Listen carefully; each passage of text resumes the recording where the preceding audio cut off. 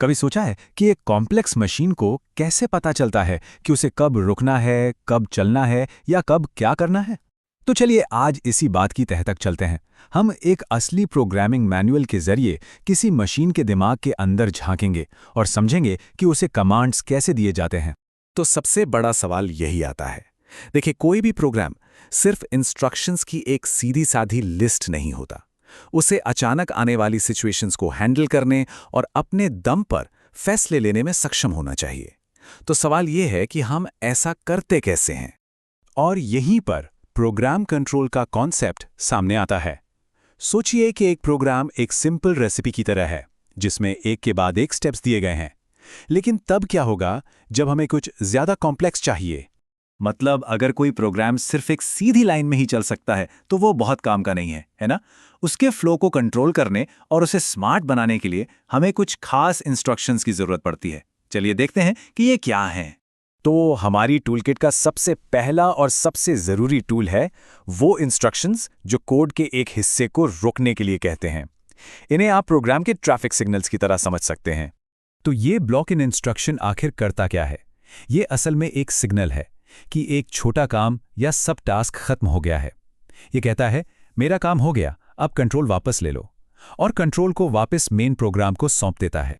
अब दिलचस्प बात यह है कि सभी स्टॉप साइन एक जैसे नहीं होते। बीईसी यानी कंडीशनल स्टॉप सिर्फ तभी काम करता है जब एक खास शर्त पूरी हो, जैसे कि अगर टेम्परेचर बहुत ज्यादा है तो रुक जाओ। वहीं दूसरी तरफ बीईयू यानी अनकंडीशनल स्टॉप एक फुल स्टॉप है। ये हर बार रुकता है, कोई सवाल नहीं पूछता। और एक मजेदार बात बताऊं, भले ही बीई और बीईयू दो अलग अलग इंस्ट्रक्शंस लगते हैं, S7 हार्डवेयर पर ये दोनों बिल्कुल एक ही काम करते हैं। ये प्रोग्रामिंग की उन छोटी छोटी बारीकियों में से एक है जिन्हें जानना काफी दिलचस्प होता है। चलिए अब अपने दूसरे टूल पर चलते हैं। इसे ऐसे समझिए जैसे कोई मेन कॉन्ट्रैक्टर हो जो खास और बार बार होने वाले कामों के लिए स्पेशलिस्ट सब कॉन्ट्रैक्टर्स को हायर करता है। प्रोग्रामिंग में हम इसे ब्लॉक कॉल कहते हैं। एक ब्लॉक कॉल से कोड ऑर्गेनाइज्ड और रीयूजेबल बन जाता है। इससे आप एक ही कोड को बार बार लिखने के बजाय काम को एक तरह से आउटसोर्स कर सकते हैं। जब भी उस काम की जरूरत हो, आप बस उस एक्सपर्ट सब कॉन्ट्रैक्टर ब्लॉक को कॉल कर लीजिए। अच्छा, अब ये थोड़ा कंफ्यूजिंग लग सकता है, लेकिन चलिए इसे आसानी से समझते हैं। एफसी और एफबी आपके बनाए हुए कस्टम टूल्स की तरह हैं। मेन फर्क ये है कि एफबी यानी फंक्शन ब्लॉक की अपनी मेमोरी होती है, इसलिए वो चीज़ों को याद रख सकता है।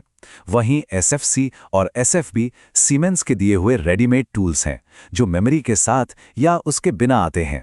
जब भी कोई कॉल इंस्ट्रक्शन रन होता है तो प्रोसेसर एक बहुत ही सटीक प्रोसेस को फॉलो करता है।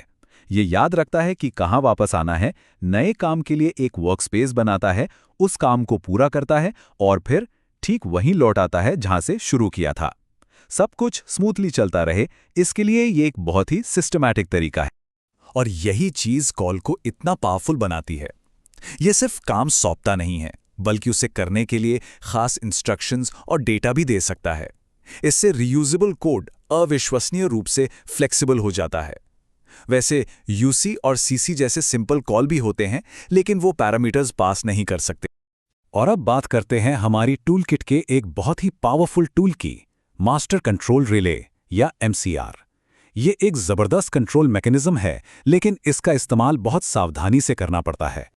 लेकिन इससे पहले कि हम इसमें उतरें, जरा सोर्स मटेरियल से इस सीधी चेतावनी को देखिए। ये साफ साफ कहता है MCR पावरफुल है, लेकिन ये किसी फिजिकल इमरजेंसी स्टॉप का रिप्लेसमेंट नहीं है। ये सेफ्टी की एक डिजिटल लेयर है, फिजिकल नहीं। तो MCR है क्या? इसे कोड के एक पूरे एरिया को कंट्रोल करने वाले एक बड़े से पावर स्विच की तरह सोचिए। जब ये स्विच ऑफ होता है तो उस एरिया के अंदर के सभी प्रभावित इंस्ट्रक्शंस ऐसे बर्ताव करते हैं जैसे उनकी बिजली काट दी गई हो। ये टेबल दिखाता है कि MCR असल में करता क्या है। जब MCR बंद होता है तो एक simple assignment equals to value को 0 पर सेट कर देगा, लेकिन एक सेट या रीसेट SR इंस्ट्रक्शन पर कोई असर नहीं होगा। वो अपनी आखिरी स्टेट को बनाए रखेगा। ये कॉन्सेप्ट सीधे रिले लॉजिक की फिजिकल दुनिया से लिया गया है। तो ये सेफ्टी जोन बनाने का तरीका काफी सीधा है, लेकिन इसका एक खास सीक्वेंस फॉलो करना पड़ता है। आप MCRA से डिपेंडेंसी एक्टिवेट करते हैं, MCR-C से जोन खोलते हैं, अपना कोड डालते हैं, MCR से उसे बंद करते हैं और फिर MCR-D से डिपेंडेंसी को डीएक्टिवेट कर देते हैं। इससे ये पक्का हो जाता है कि सिर्फ वही कोड प्रभावित हो जो होना चाहिए। तो कुल मिलाके हमने क्या समझा? हमने 3 ऐसे पावरफुल टूल्स के एक सेट को देखा है जिन्हें प्रोग्राम के फ्लो को डायरेक्ट करने के लिए डिजाइन किया गया है। हमारे पास स्टॉप साइंस हैं जो हमें बताते हैं कि कब रुकना है। हमारे पास सब कॉन्ट्रैक्टर्स यानी ब्लॉक कॉल्स हैं जो हमें कोड को कुशलता से रीयूज और ऑर्गेनाइज करने देते हैं। और हमारे पास है मास्टर स्विच MCR जो हमें कोड के बड़े हिस्सों पर जबरदस्त कंट्रोल और सेफ्टी लागू करने की ताकत देता है।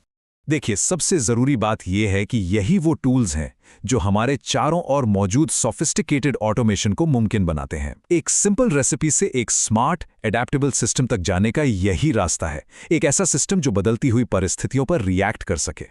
और ये हमें एक आखिरी सवाल पर लाता है, जब एक मशीन इन टूल्स रोकने, काम सौंपने और कंट्रोल करने की क्षमता का इस्तेमाल कर सकती है, तो वो सिर्फ इंस्ट्रक्शंस को फॉलो करने से आगे बढ़कर असल में अपने माहौल के साथ इंटरैक्ट करने लगती है। और यही प्रोग्राम कंट्रोल की असली ताकत है।